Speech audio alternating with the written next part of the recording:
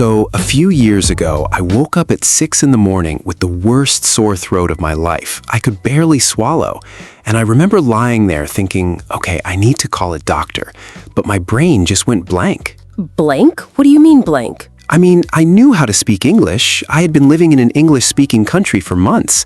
But the second I picked up the phone to call the clinic, every single word disappeared from my head. Oh no, that is such a specific kind of panic. It really is. The receptionist answered, and she said, "Good morning, how can I help you today?" And I just froze. I said, hello, yes, I am sick. Yes, I am sick. Very informative. Exactly. She had to ask me like 5 more questions just to figure out what I actually needed. Are you an existing patient? What are your symptoms? Do you need an emergency appointment? And I was answering everything in these tiny broken sentences. Honestly, Jack, that happened to me too. My first time booking a doctor's appointment in English, I actually wrote my sentences down on a piece of paper before I called, like a script. Wait, really? You scripted a phone call? 100%. I was so scared of forgetting the words in the moment that I literally wrote, "Hello, my name is Rose. I would like to book an appointment, please." And I just read it out loud like a robot. I love that so much, because it worked, right? It worked, but it also felt so unnatural. I wanted to sound like a real person, not someone reading a script. That is such a perfect way to put it. And I think so many of our listeners know exactly that feeling.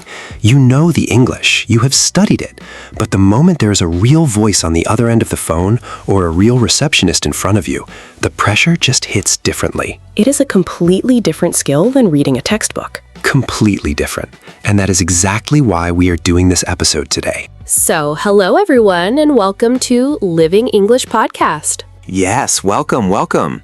If this is your first time here, we are so glad you found us. I am Jack. And I am Rose. In every episode, we take a real, everyday situation and we turn it into a natural conversation, so you can hear exactly how English actually sounds in real life. Not textbook English, real English, with real hesitations, real reactions, and real phrases that native speakers actually use.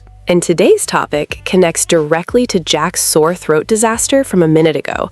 We are talking about booking a doctor in English. By the end of this episode, you are going to be able to confidently call a clinic, explain your symptoms, book an appointment, and even handle those slightly tricky questions the receptionist might ask you.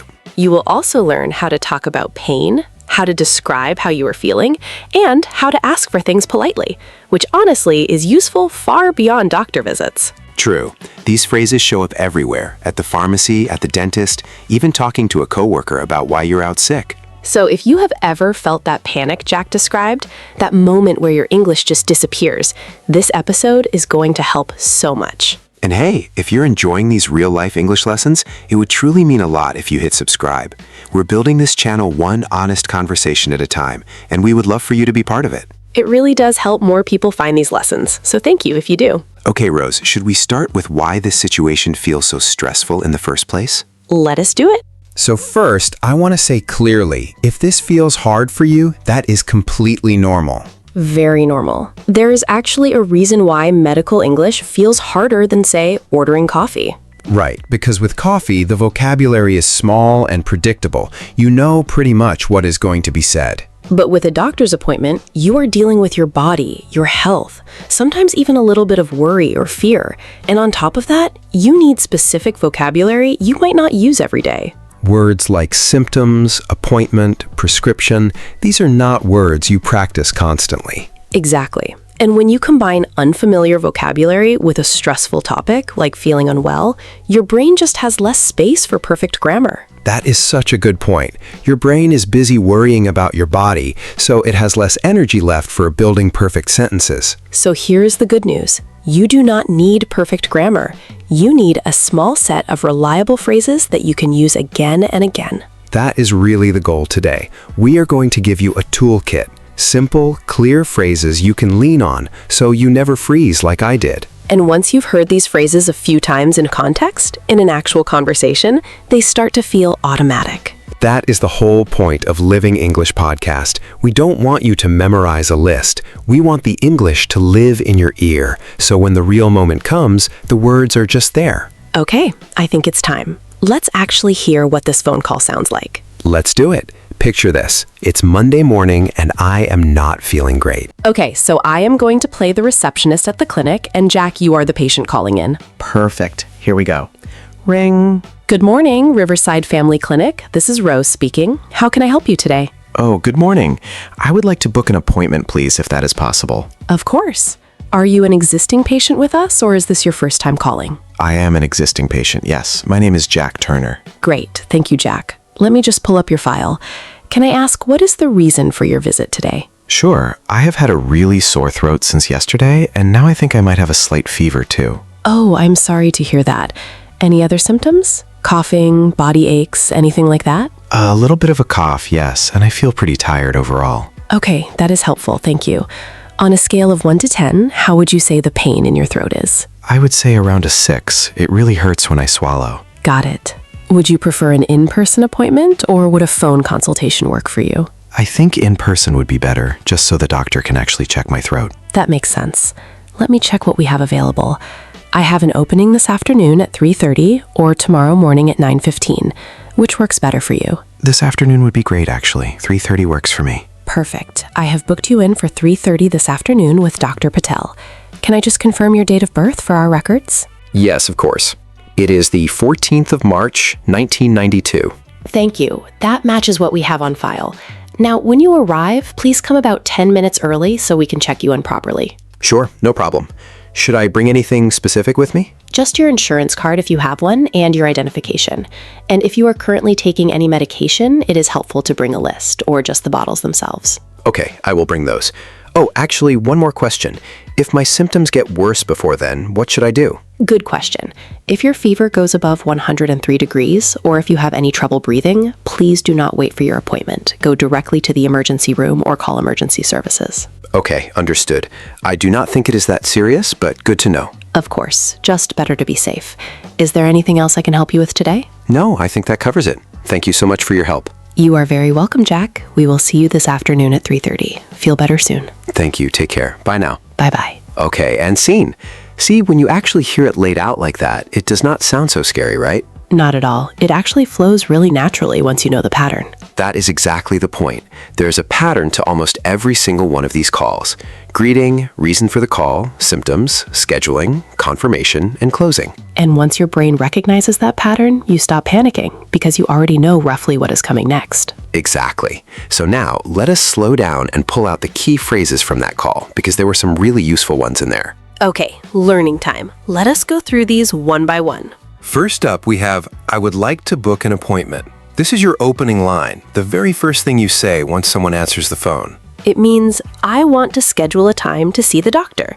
It is polite, clear, and every receptionist will understand exactly what you need. Think of it like knocking on a door before you walk in. It's the polite way to start any request in English. Say it with me, everyone.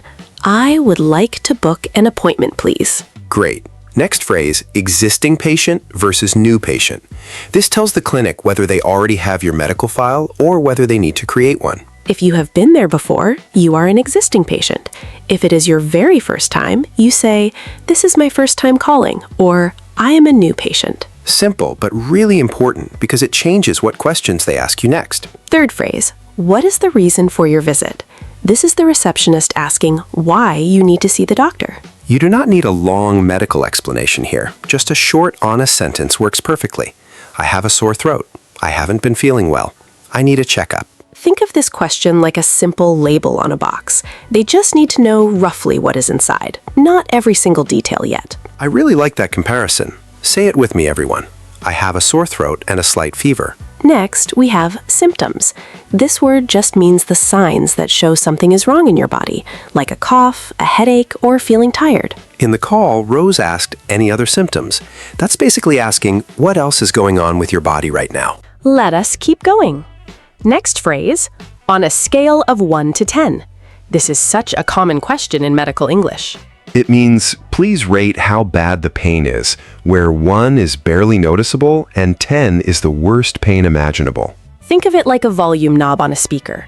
1 is almost silent, 10 is at full blast. That is the picture I always use in my head. I love that. Say it with me, everyone. I would say it is around a 6. Next up, in-person appointment versus phone consultation. This is asking whether you want to physically go to the clinic or just talk to the doctor over the phone. Some smaller issues can actually be handled over the phone, which saves time. But for things like Jack's sore throat, where the doctor needs to look inside your throat, in person is usually better. Good distinction. Next phrase, I have an opening at, followed by a time. This is the receptionist offering you available time slots. You just pick one that works, and you can say something like, "That works for me," or "Could we do a bit later if it does not fit your schedule?" Very useful phrase, because scheduling conversations happen everywhere, not just at the doctor. Next, we have insurance card and identification. These are the two things you almost always need to bring with you to a medical appointment. Insurance card proves that your health costs are partly or fully covered by a company, and identification just proves who you are, like a driver's license or a passport. Think of these two items like the ticket and the ID you need to get into a concert. Without them, they might not let you in smoothly. And our final key phrase for today, emergency room, and its shortened version, the ER.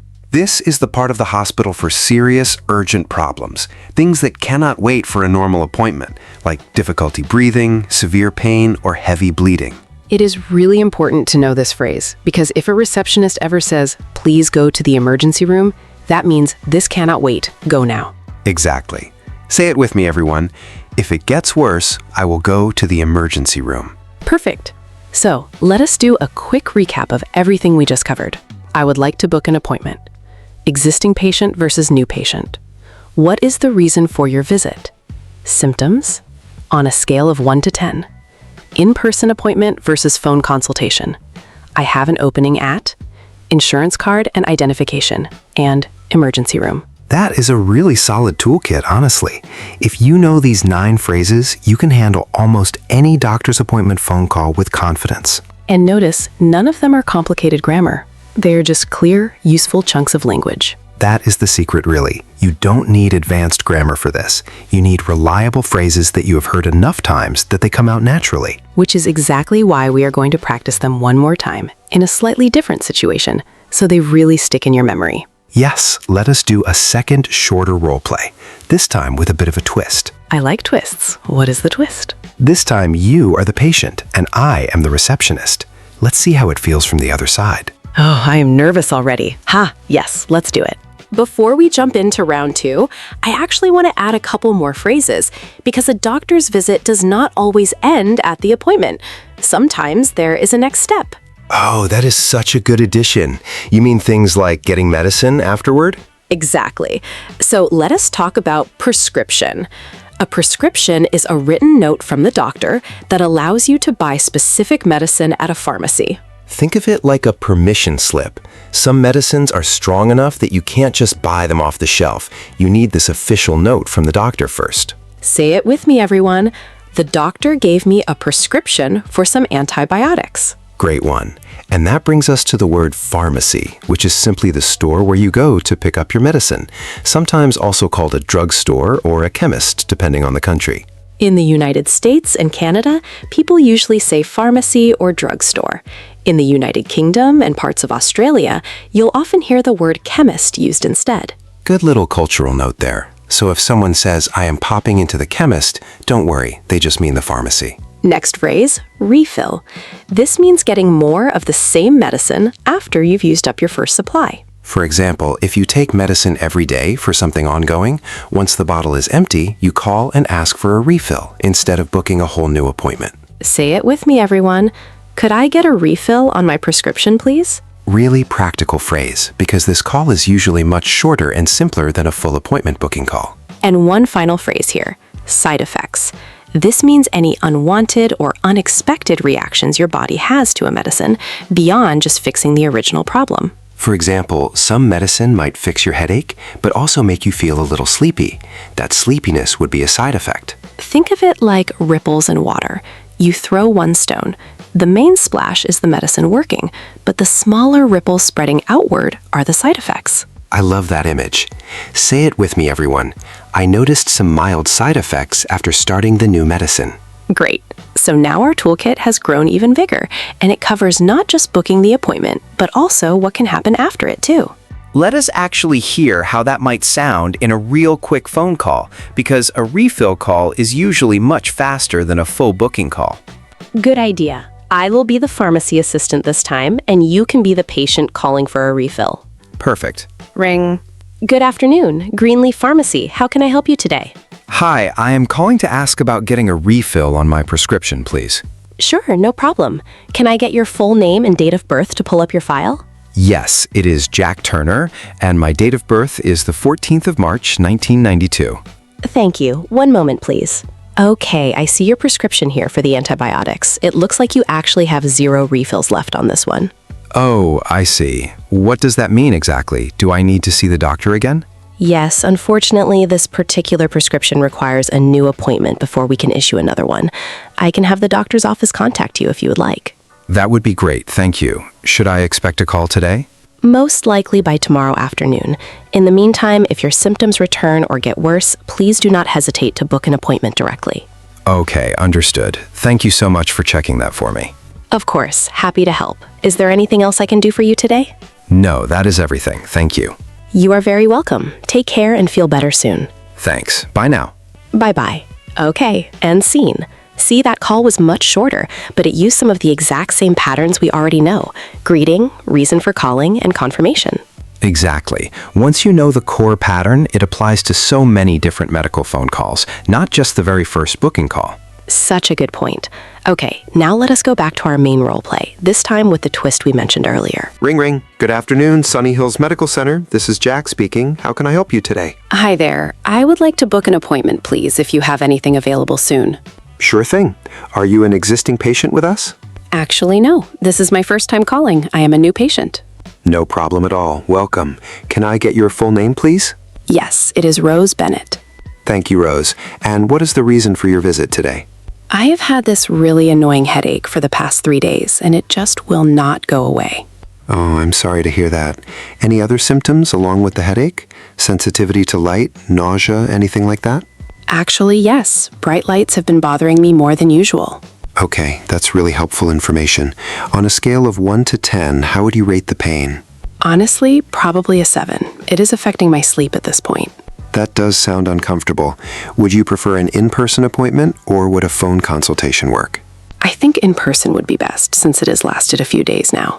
That makes sense. Let me check availability. I have an opening tomorrow at 10 a.m. or Thursday at 2 p.m. Which works better for you? Tomorrow at 10 would be perfect, actually. Great. You are booked in for tomorrow at 10 a.m. with Dr. Rivera. Since this is your first visit, please arrive about 15 minutes early to fill out some new patient paperwork. Okay, will do. Should I bring my insurance card too? Yes, please bring your insurance card and a valid form of identification. That will help us get your file set up quickly. Perfect. I will bring both. Thank you so much for fitting me in. Of course. And Rose, one last thing. If the headache suddenly becomes much more intense, or you notice any blurred vision or confusion, please do not wait. Go straight to the emergency room.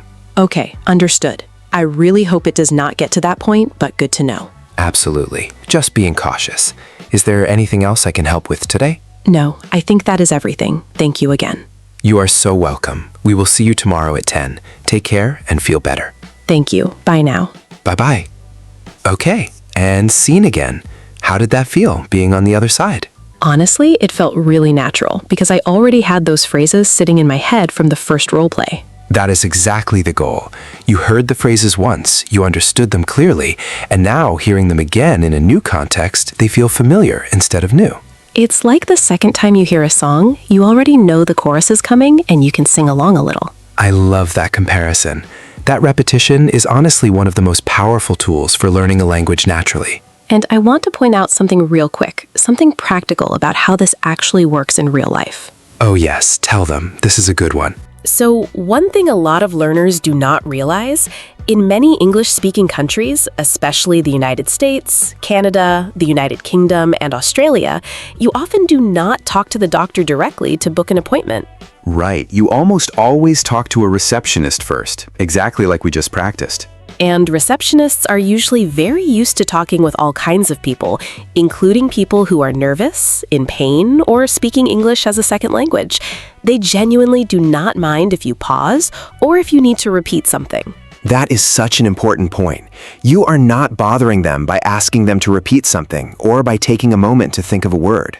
In fact, most receptionists will actually slow down and simplify their language if they sense you need a moment.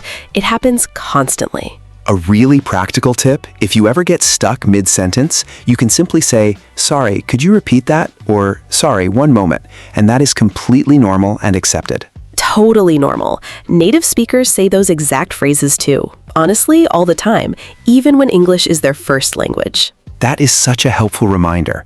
This is not a test where you need a perfect score. It is a real conversation between two humans, and humans understand that conversations are not always perfectly smooth. Another real tip. Many clinics now also let you book appointments online or through an app if the phone call still feels too stressful while you are learning. That is true. And honestly, using the online booking form is a great way to practice reading medical English in a low-pressure way before you try the phone call. Great bridge step. Read it first online, then try it out loud on the phone once you feel ready. Love that strategy. Okay, should we bring back a couple of the key phrases one more time just to lock them in? Yes, let us do a quick final practice round. There is actually one more thing I want to mention, something that trips a lot of learners up, and that is describing pain and symptoms in more natural, specific ways. Oh, this is such a good point because a lot of learners only know the word pain and they use it for absolutely everything. Right, and native speakers actually use a whole little family of words depending on the type of feeling. For example, a sharp pain is sudden and intense, like a quick stabbing feeling. Whereas a dull ache is softer, but it lingers. It just sort of sits there quietly bothering you. Exactly. And then there is throbbing, which means the pain comes in waves, almost like a heartbeat, pulsing again and again. I always picture a throbbing pain like a slow drumbeat inside your body. Thump, thump, thump. That is such a good image. Another common one is tender, which means an area hurts specifically when you touch it or press on it. So if the doctor presses on your stomach and asks, "Is that tender?" they mean, "Does that hurt when I press here?" Exactly. And one more useful word, nauseous, which means you feel like you might vomit, that uneasy feeling in your stomach. Say it with me, everyone. I have been feeling a bit nauseous since this morning. Great one. These small, specific words genuinely help the doctor understand your situation much faster, instead of just saying it hurts for every single thing. It is a bit like giving someone directions. Saying "it hurts" is like saying "my house is somewhere in the city." Saying "it is a sharp pain in my lower back" is like giving them the exact street address. I love that comparison so much. The more specific your words, the faster and better the help you receive. And do not worry if you can't remember all of these right away. Even just using the word pain and pointing to where it hurts will absolutely get you through most appointments just fine. True. These extra words are simply a bonus. They help you sound even more natural and precise, but they are not required to be understood. Let us also quickly talk about something that surprises a lot of learners, and that is small talk at the doctor's office. Oh yes, this catches people off guard all the time. In many English-speaking countries, the doctor or nurse often opens with a friendly little question before getting into the medical details. Something like, "How has your day been so far?" Or, "Staying warm out there today?" It genuinely surprises some learners because they expect the conversation to jump straight into symptoms, and instead there is this warm, casual moment first. You do not need a long answer here. A simple, "Pretty good, thanks," or "It's been a busy morning" is completely enough. This small talk isn't a test either. It's just a friendly, human way of starting the conversation, and it can actually help you relax a little before the real questions begin. I actually think it's a nice moment to practice because there is genuinely no pressure. Nobody is judging your grammar during small talk. Exactly. So honestly, you can use it as a tiny warm-up round for your English brain before the more important vocabulary comes. Another small but useful phrase, if the doctor or nurse speaks too quickly for you, you can simply say, "Sorry, could you say that a little slower, please?" And that is a completely normal, polite thing to ask. Nobody will think less of you for it, I promise. In fact, most doctors deal with patients from all kinds of backgrounds, so this kind of request is honestly very common in their daily work. Great reminder. Okay, I think we've built a really strong toolkit now. Let us bring back our quick practice round to lock everything in. Okay, Rose, quick round. I will give you a situation and you respond using one of our key phrases. Ready? Ready, let us go. Situation 1. You are calling a clinic for the very first time in your life. How do you tell them? This is my first time calling. I am a new patient. Perfect. Situation 2. The receptionist asks why you are calling. I have a sore throat and a slight fever. Excellent. Situation 3. They ask you to rate your pain. I would say it is around a 6. So good. Situation 4. They ask if you want to see the doctor in the clinic or talk on the phone. I think in person would be better. Perfect answer. Situation 5. They offer you a time and it works for you. That works for me, thank you. And finally, situation 6. They ask what to bring to your appointment. I will bring my insurance card and my identification. Rose, that was flawless. Honestly, if our listeners can answer just like that, they are more than ready for a real phone call. And notice, none of my answers were long or complicated. They were short, clear, and confident. That is the real secret. You do not need long sentences to sound capable in English. You need short, correct, natural sentences. Confidence comes from clarity, not from complexity. I am putting that on a t-shirt. Confidence comes from clarity, not complexity. Haha, yes. Okay, let us do a full recap now, for anyone who wants the complete picture one more time. All right, let us bring it all together. Today we practiced how to book a doctor's appointment in English, from the very first hello all the way to confirming the time and what to bring. We learned that most calls follow a clear pattern: greeting, saying why you're calling, describing your symptoms, choosing a time, and confirming the details. We also learned 9 really useful phrases. I would like to book an appointment. Existing patient versus new patient. What is the reason for your visit? Symptoms on a scale of 1 to 10. In-person appointment versus phone consultation. I have an opening at insurance card and identification and emergency room. And we practiced the entire conversation twice, once with Jack as the patient and once with me as the patient, so you could hear the pattern from both directions. We also talked about something really important, that hesitating or asking someone to repeat themselves is completely normal, even for native speakers. You are not failing at English if you need a second to think. You are simply having a real human conversation. I really want that to stick with everyone listening, because so many learners put this incredible pressure on themselves to sound perfect, and it actually makes the fear worse. The goal is not perfection. The goal is clear communication, and you absolutely have the tools for that now. If you want extra practice, try saying the 9 key phrases out loud right now in your own voice, maybe even imagining your own real doctor's office. That little bit of speaking practice right after listening makes such a big difference in how quickly this becomes natural for you. Okay, Rose, I think it is time for our question of the day. I love this part. Let us hear it. Okay, so here is our question of the day for everyone listening. Has there ever been a moment, like my sore throat phone call at the beginning of this episode, where your English suddenly disappeared right when you needed it most? I love this question because honestly, it happens to every single language learner and even to people speaking their own first language sometimes. Exactly. So we would really love it if you shared your story in the comments below. What was the situation? How did you handle it? What would you do differently now? And please remember, there is no need to feel embarrassed sharing this.